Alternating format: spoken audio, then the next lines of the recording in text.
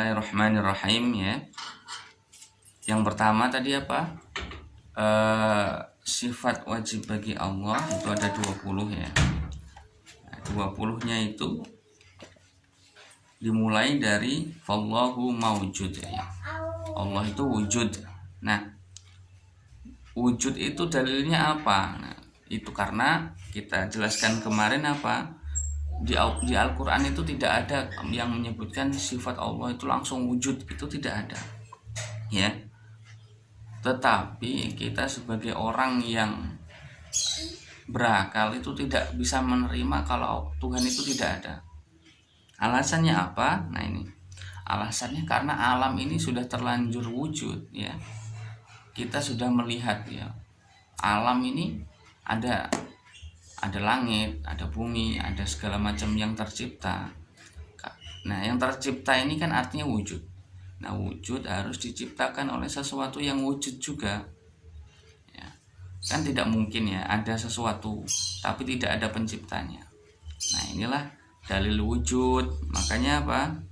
Dalil wujud itu kalau di dalam syarah Aqidatul Awam ya, Jala'ul Afham itu pasti dikemukakan ayat-ayat tentang penciptaan gitu ya.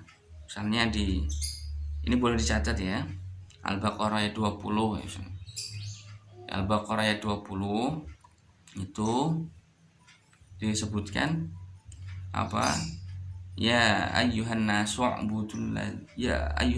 ubudu rabbakumul ladzi khalaqakum ya. Wahai manusia, sembahlah Rabbmu yang telah menciptakanmu.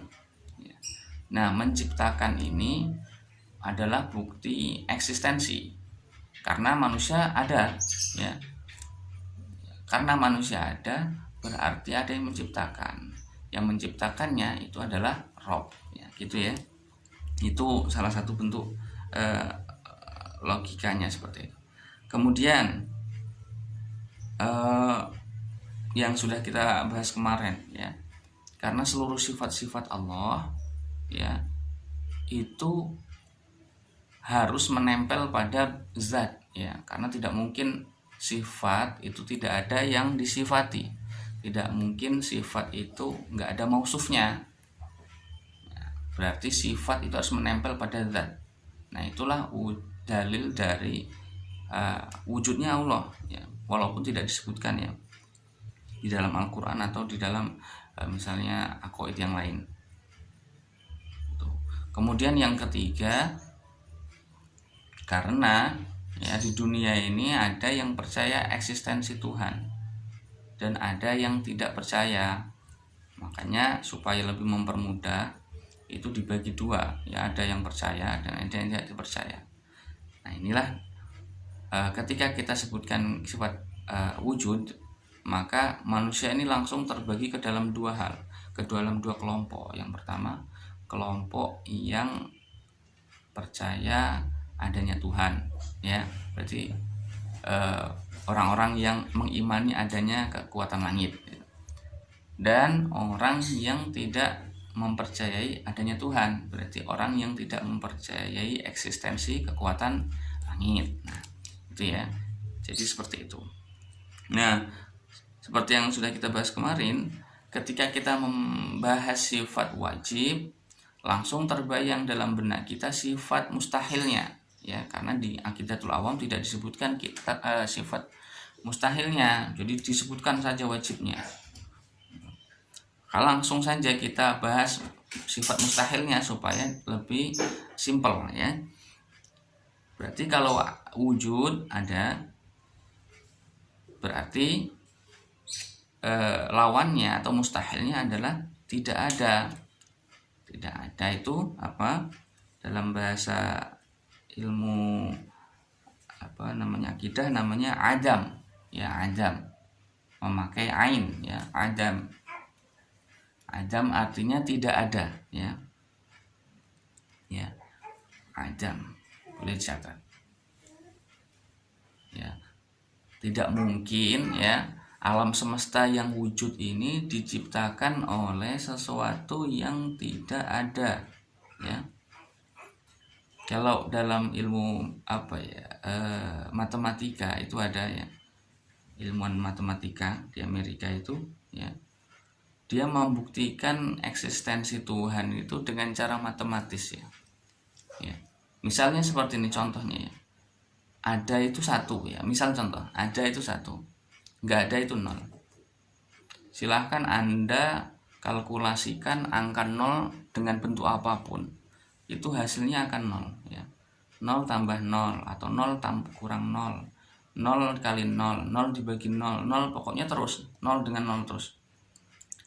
Dia akan hasilnya tetap 0 terus, tidak ada ya. Itu bukti kalau ketiadaan itu tidak bisa membuat sesuatu yang ada ya, ya. Tapi kalau sesuatu yang ada itu bisa menciptakan sesuatu yang ada ya. Misalnya 1 tambah 1 ya ada 2, terus 1 tambah 1 lagi 2, 2 tambah 1 lagi 3, terus bisa sampai jumlah yang tidak terbatas ya. Berarti eksistensi itu bisa menciptakan eksistensi, sedangkan ketiadaan itu tidak bisa menciptakan ketiadaan, gitu ya. Makanya di dalam Quran ini tadi Profesor Jeffrey Lang ya kalau nggak salah namanya. Nah, kalau di Quran dijelaskan mudah sekali untuk menolak paham ateisme ini ya. Kalau di dalam surah At-Tur ya, At-Tur ini ayat 35, boleh dicatat ya. At-Tur ayat 35 di juz 27 ya. At-Tur ayat 35 juz 27 ya. Itu gamblang sekali menjelaskan bagaimana seharusnya memang Allah itu wujud, dan ateisme itu salah. Apa bunyinya? Am khuliqu min ghairi syai'in am humul khaliqun ya. Am khuliqu min ghairi syai'in am humul khaliqun. Jadi dinyatakan, apakah mereka itu diciptakan tanpa sesuatu pun, atau mereka itu yang pencipta? Jadi tantangan Tuhan seperti ini. Mereka itu ada apa tanpa pencipta? Ya, mereka itu ada atau tanpa pencipta. Maksudnya tiba-tiba ada gitu aja. Atau mereka sendiri itulah penciptanya, jadi mereka itu lahir kemudian mereka itu pencipta.